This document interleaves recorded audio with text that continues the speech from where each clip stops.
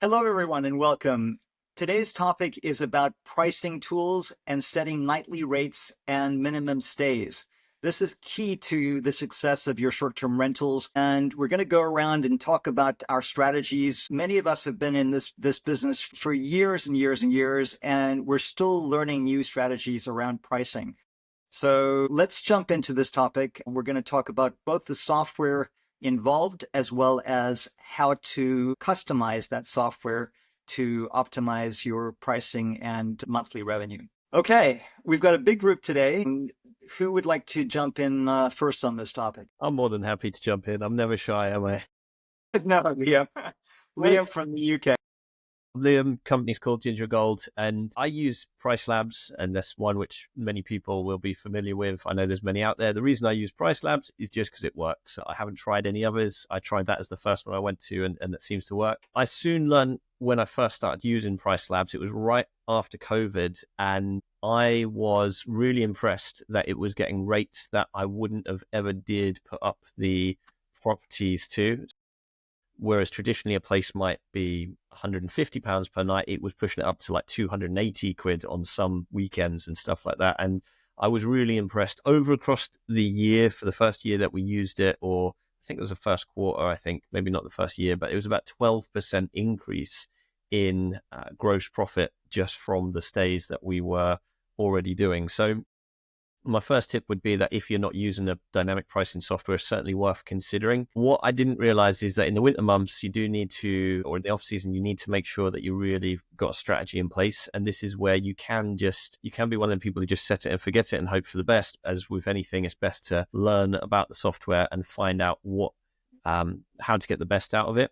So Price Labs themselves, you can actually book a call with somebody who will go through your settings with you, and I 100% recommend it. They've got some of the best customer service. I'm not working for them, but they've been really good. Every time I've needed something, we can either chat on the help or the AI help these days, or you can jump on a conversation and actually speak to somebody face to face.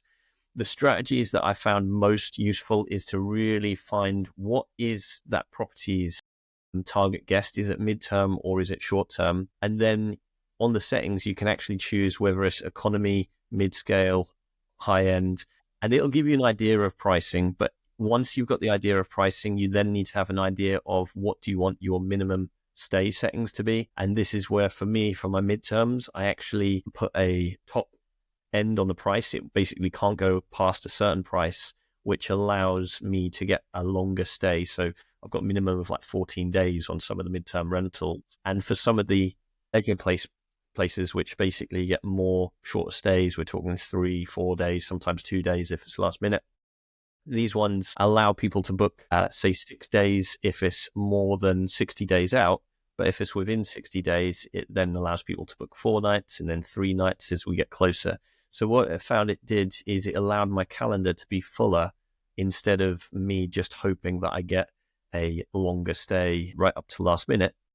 And the other thing it allowed me to do was not get the holidays, things like Christmas, things like bank holiday weekend, Valentine's Day, where everybody would book short stay traditionally. It then allows them to book longer or doesn't allow them to book. So you're able to get a longer stay if it's on offer. But of course, as the time approaches, it'll allow people to book shorter times. And the last thing I'd say as a tip, once you've got this kind of setup and you've set your minimum, you've set your minimum price, your maximum price, if you want to set a maximum, and your base price, you've set your stay date as to what you'd expect for that guest that you're aiming for. Then the third thing to just double check is make sure your promotions are off on the other places. If not, you double stack. So perhaps you might have a promotion on Airbnb, say, which is a monthly discount or a weekly discount, or you might have a PMS, which allows a certain amount of discount if a certain number of nights are booked. You just need to be aware that all of these can stack. So whatever you do, go and look at the pricing straight after you've set it, go and test it out, and just make sure, start off with all those switched off before you start re-adding to them. Is the best way to start. And so Price Labs is a big yes in my book, and I certainly wouldn't be getting rid of it. Yeah, no one wants to learn that lesson the hard way, the double stacking of such a painful when you get the ding and you're like, shit. Just on that note, I've learned recently the hard way, Booking.com, who I absolutely detest, have a pricing setting and this pricing by occupancy. Now, normally pricing by occupancy, I think of it as I've got my base level of guests. So say I've got 2 guests, and then if I've got a third or fourth or fifth guest, they pay an extra amount for each extra person, right? That's what you'd assume base occupancy is. What Booking.com have done is they've took our base occupancy for, say, a 2-bedroom flat, which can sleep 4 people. And instead, if there's only one person that books, they discount it by 30%. So they discount your price without telling you. So if you're on booking.com, go to pricing by occupancy, just check that they aren't discounting. If you've set your base as the maximum number of guests, then they might be discounting it if there's less than that number staying. And I found out the hard way. I was wondering, why am I getting so many bookings on booking.com? And that was why. Yeah, and I agree with you about booking.com. It's my least favorite platform. It's very clunky and they are very guest centric. If you're a guest, great, book on booking.com. But if you're a host, I would advise to be very cautious. Amen to that. Well, I'll go next then, seeing as we're talking about Price Labs. I also use Price Labs, and I did want to say something before I jump in about Price Labs, and that is if you're a newbie or if you're only using Airbnb, you may think that Airbnb smart pricing is the way to go. Just beware that Airbnb's prerogative is to get more total commissions from you and from the guests. So the smart pricing is definitely going to underprice what you can get on your listings. So I would strongly advise not to use smart pricing on Airbnb if you are just using that platform. So I do like Price Labs. I've used Wheelhouse before. It's similar, but I do like the different options that Price Labs has. And just if you're not familiar with the process, normally there you have if you have multiple different platforms that you're selling on Airbnb, VRBO, maybe Booking.com, maybe Direct, then you normally have a PMS software in the middle. So you have Price Labs or whatever pricing software you're using over here, which integrates with your PMS, and then that disseminates the pricing and the minimum night stays out to all of the platforms that you're selling on. So I would suggest going into Price Labs. First of all, there's a seasonality section where you can customize. So you can go into each month and you can set the minimums for each month, and you can do a minimum of weeknights and add a percentage for weekends. And talking about weeknights and weekends, in Price Labs, there's an area where you can define what those are. Maybe my recommendation is during the wintertime, we have Friday and Saturday night set as the weekend definition. But as you get into the late spring and summer, you may want to extend that to include Thursday night. So Thursday, Friday, and Saturday night as your weekend, and possibly a Sunday night, depending on what market you're in. And set those, you can define them as what your weekend is, and then whatever settings you have in the software, it will pertain to that setting of weekends. It's very important. One of the most important things you can do is set your base price. And Price Labs does give you some good recommendations based on, do you want to be at the 75th percentile level? Do you want to be at the 85% level, or do you want to be at the 95th percent level? Depending on how luxurious your property is. So I would suggest using that. You can also go one step further, and for $9.95, I think it is in the US, you can purchase a market dashboard for your property through Price Labs. And that way you can really do a competitive analysis. It'll go through and you can select which Airbnbs are most similar to yours. It doesn't have to be exactly the same, but that basically have the same sort of amenities, same number of bedrooms, etc. And then I talked about Airbnb. It's do not forget to raise the minimum nights for holidays. So go in way ahead of time. I've already done it probably in January or maybe last month this year. And I put a 4-night minimum for Memorial Day, a 4-night minimum for 4th of July weekend, a 4-night minimum for Labor Day, a 5-night minimum for Thanksgiving, and a 5-night minimum for Christmas. As you get closer to those holidays, if you're not booked up, you can reduce that minimum number of nights. But you don't want somebody booking a 2-night stay over Thanksgiving if they're thinking way ahead of time and they do that in March or April. So, and then Liam, you mentioned something about being careful about double promotions, and that is very true because whatever you do on, for example, Airbnb or one of the other platforms, if you are adding in a promotion there, it's not going to reflect the pricing. Well, I mean, basically whatever you put into Price Labs, it's going to reduce it even further.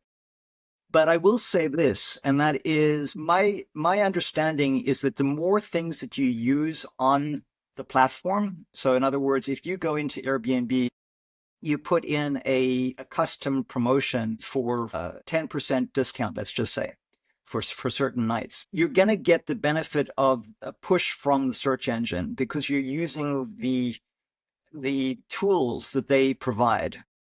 So we are now going into Airbnb and using those tools. If you do a 10% or more discount on Airbnb, you get a strike through price on Airbnb. So, when people are looking, it is a real incentive if you see a price that's striked out and then a lower price after that. You just need to be cognitive of any of those discounts that you're doing so that when you're looking at your PMS software, the pricing that you see there is not the actual pricing that is going to be the end result. I have a question to the group regarding minimum nights. So the way that we work right now is it's seldom that people book midweek. So we have a 2-night minimum from Monday, sometimes on Sunday night as well, Monday, Tuesday, and Wednesday.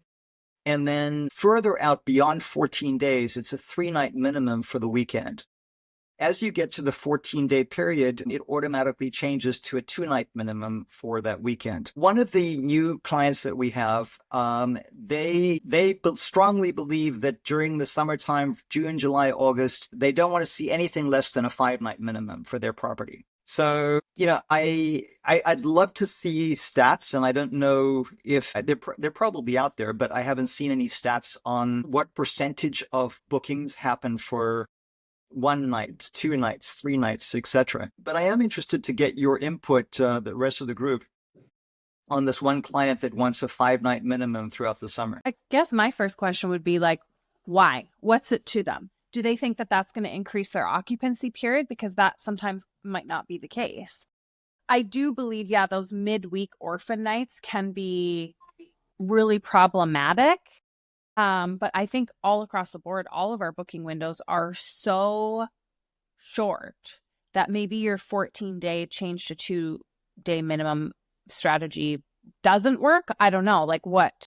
I would want to know, why do you want 5 days? Like, what is that? Do you think people coming in and out is more wear and tear? Or do you think that it's actually going to improve your revenue? Because the shorter stays, especially, I feel like we're in a recessionary period right now. I've seen vacations get shorter and shorter and shorter, and especially if it's a drive-to destination, like they might move on to another destination and do 2 days here, 2 days there, 2 days in another place. So I would find out exactly why and deal with that. Again, this is not our idea. This is the owners are insistent that they believe that 5 nights during the summer is a minimum. But I would love to come back to them with some analysis or stats. And I think what's probably going to happen is that they're not going to get booked. And after a few weeks into June, when there's no bookings, we will come back to them and say, listen, this is not working. Yeah, going off of what Dino was saying, I mean, it's almost kind of putting yourself in the sales role of trying to figure out what their pain point is. Because generally, the guidance that I give my clients is that 2-night minimum is the best way to kind of go if you're afraid of, parties or people who are coming in for a shorter period and maybe trashing your place, and then wear and tear. 2-night is kind of like the good threshold.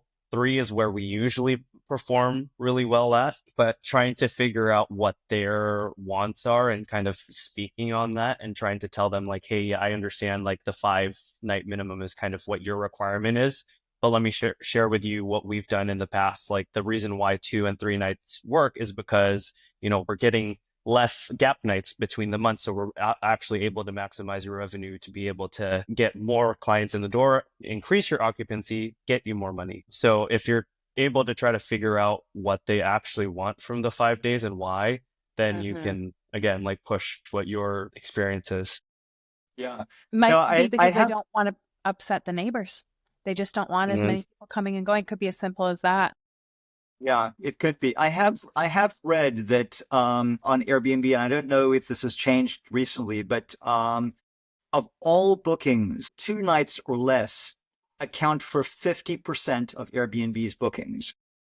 So as soon as you go to 3 nights, 4 nights, etc., you're taking out half of the market. Yep, I agree. I have very few short-term rentals left. And I have a restriction on one of them. It's 3 nights minimum for the building, but I do too. And it is booked back to back, whereas the other ones have zero occupancy.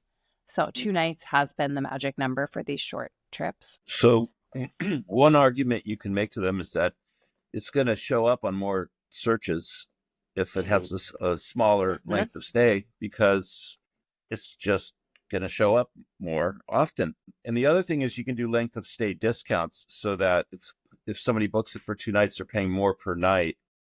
So if you book it for 5 nights, it's cheaper per night. And so that'll be more of a motivational thing for the guests to book longer, Mm-hmm.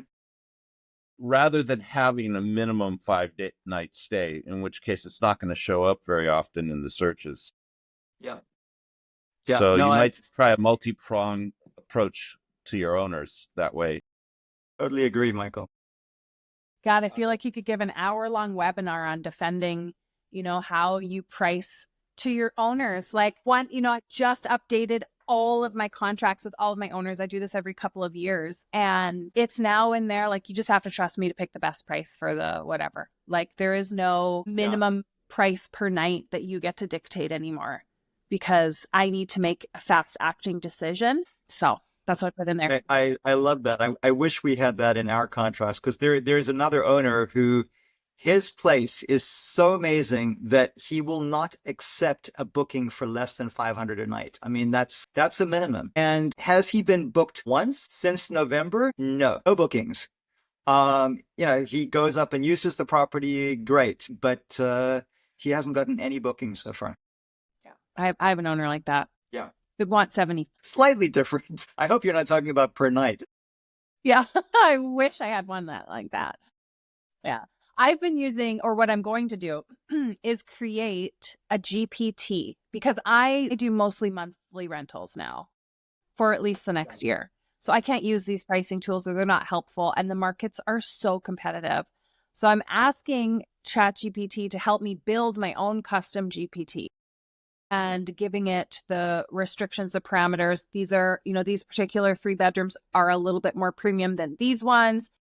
Let's offer someone a bulk discount. I have the same form that gets input every time. So hopefully my assistant can just, if it works, input that form, take all of that knowledge plus all of my inputs, and hopefully formulate some sort of quote. And then we can cross-check that for availability.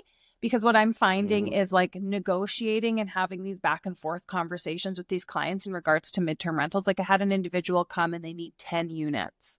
And I'm like, okay, what's your budget? Well, my budget is. I'm like, great. I have a variety of. So anyways, the back and forth, back and forth. And now they start shopping. And I was like, oh, so I've turned to ChatGPT to help me craft these messages so that I'm not like, well, take it or leave it attitude. ChatGPT is helpful with the message, but I need it to help me with the quote, because I just get lost in these quotes and they take so much time. So hopefully my custom GPT will work, and I'll let you guys all know how that happens, because it's such a tedious job to do midterm rental quotes. I'm really curious to see how that comes about. Sergio, you run Jungle House in Ohio. All of your listings are your own. And how do you deal with pricing and minimum stays? Well, I was just going to echo what Michael said. I think for your question, definitely tell them that if they do a 5 night minimum, they're going to miss out on a lot of views, which is Airbnb has said that will boost on SEO, just getting the views and showing up and so forth, as well as I think his strategy with the length of stay is a benefit of both worlds, right? Still get bookings at 5-6 night stays plus, but still show up at a 2, 3, 4 night with a slight premium if what they're trying to get at is make more. But in terms of revenue management, so we're very aggressive being that we're in an urban market. And a lot of this depends on, for hosts out there, just because I say I do something doesn't mean that you should be doing it, because it's all different based off of market.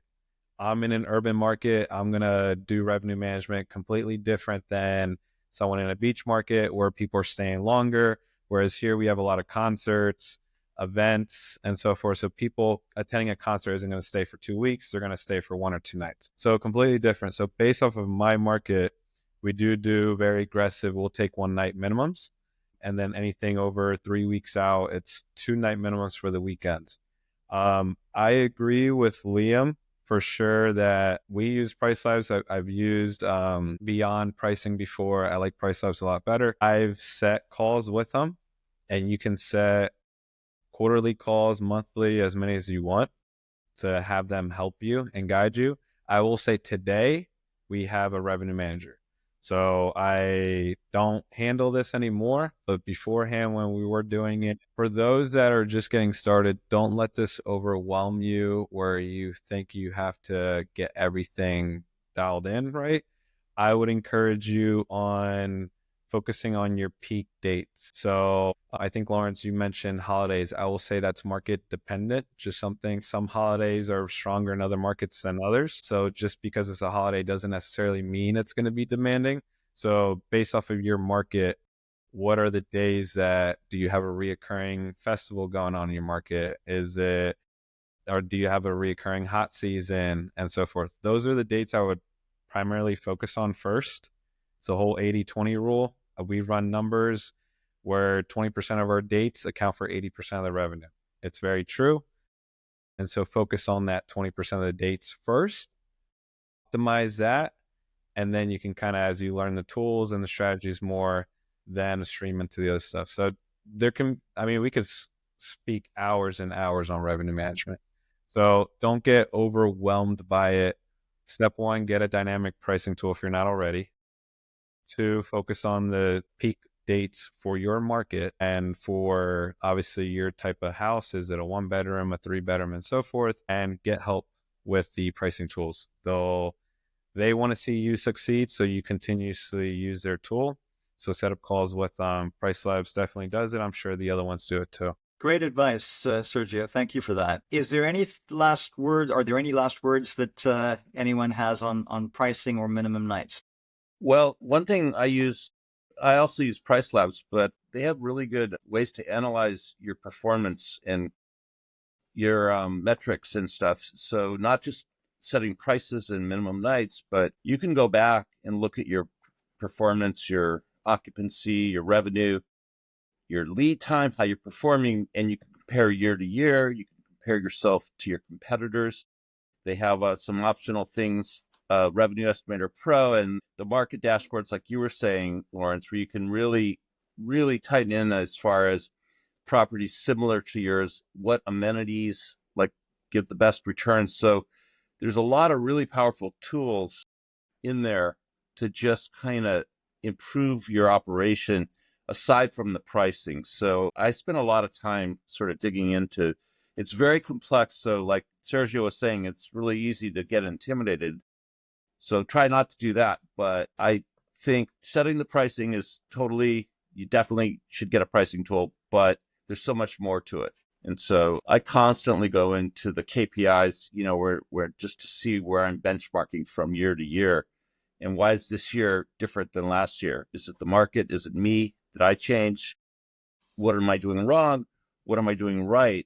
And all that stuff. So I find it really valuable. Great advice, everyone. Well, thank you for joining us. That's the topic for today. If you enjoyed this episode, please like it. Please follow, join our channel, refer this to other people who you know who would benefit from watching these episodes. We are hosts from around the world. We have many, many years of experience, and each week we tackle a different topic.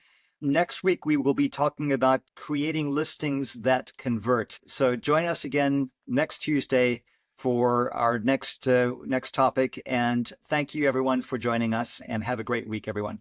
Bye-bye for now.